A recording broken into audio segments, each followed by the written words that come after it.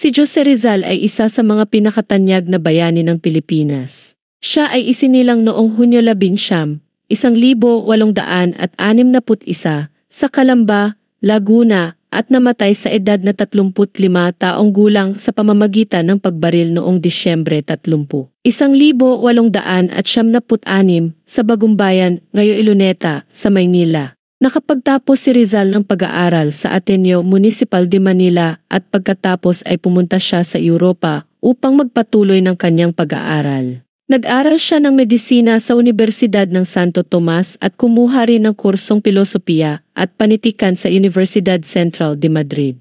Bilang isang manunulat at makata, naging kilala si Rizal sa kanyang mga akda tulad ng No Limitanger at El Filibusterismo, na tumatalakay sa mga suliranin ng lipunan sa Pilipinas noong panahon ng kolonisasyon ng Espanya. Nagsulat rin siya ng mga tula tulad ng Mi Ultimo Adios na naging pahayag ng kanyang pagmamahal sa bansa at ng kanyang pagsasakripisyo para sa kalayaan nito. Bukod sa kanyang mga akda, nagpakita rin si Rizal ng kanyang husay bilang isang artista at musikero. Nakagawa siya ng mga sketsa at pintura at nakapag-compose rin ng kanyang sariling musika. Bilang isang lider ng kilusang pagkakabansa, naging boses si Rizal sa mga paghihimagsik laban sa kolonisasyon ng Espanya. Dahil sa kanyang mga pagkilos at paninindigan para sa kalayaan ng bansa, ginawaran siya ng pagkakakulong at pagkakasentensya ng kamatayan sa pamamagitan ng firing squad. Ang kanyang pagkamatay ay nagbigay ng inspirasyon sa mga sumusunod na pagkilos para sa kalayaan ng Pilipinas.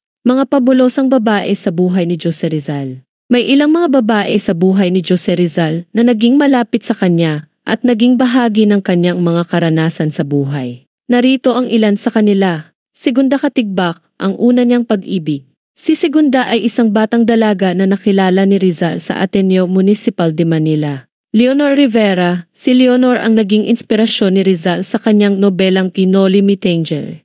Siya ay kasintahan ni Rizal mula noong kanilang kabataan at hanggang sa kanyang pagkamatay. Osei-san, si Osei-san ay isang Haponesang dalaga na naging kaibigan ni Rizal habang siya ay nasa Japan. Sila ay nagkakilala sa tahanan ng kaibigan ni Rizal na si Juan Perez Caballero. Josephine Bracken, si Josephine ay isang Irlandesang dalaga na nakilala ni Rizal sa Hong Kong.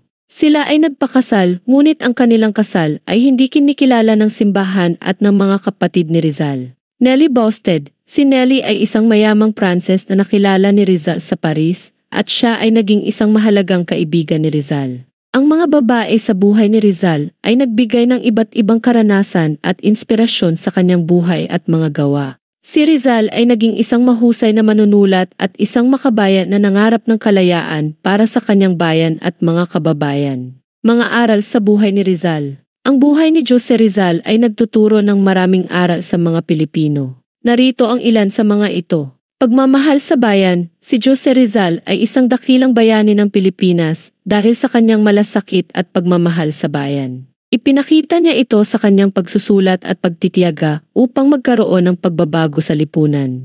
Ito ay isang aral na dapat maging inspirasyon para sa lahat ng mga Pilipino na mahalin at ipaglaban ang bayan. Edukasyon, si Rizal ay kilala rin sa kanyang pagtataguyod ng edukasyon. Naniniwala siya na ang edukasyon ay magpapalaya sa mga Pilipino mula sa kahirapan at kawalan ng kaalaman. Ito ay nagpapakita na ang edukasyon ay mahalaga sa pag-unlad ng isang tao at ng bansa. Katarungan, si Rizal ay naglalayong magkaroon ng katarungan sa lipunan. Ipinakita niya ang kahalagahan ng pagkakapantay-pantay ng mga tao sa lipunan. Ito ay isang aral na dapat nating isaisip at gawin sa ating pang-araw-araw na buhay. Pagiging makatao, si Rizal ay nagpapakita ng pagiging makatao sa kanyang pakikitungo sa ibang tao. Ipinakita niya na kailangan nating magpakita ng respeto sa isa't isa at magpakita ng kabutihang loob sa lahat ng oras. Pagiging makabayan, si Rizal ay isang malaking ehemplo ng pagiging makabayan.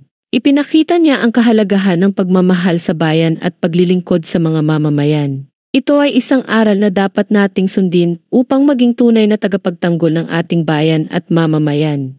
Ang mga aral na ito mula sa buhay ni Jose Rizal ay dapat maging inspirasyon sa lahat ng mga Pilipino upang magpakita ng pagmamahal sa bayan, pagiging makatao, at pagtataguyod ng katarungan at edukasyon. Ito rin ay magpapakita ng ating pagiging tunay na mga makabayan.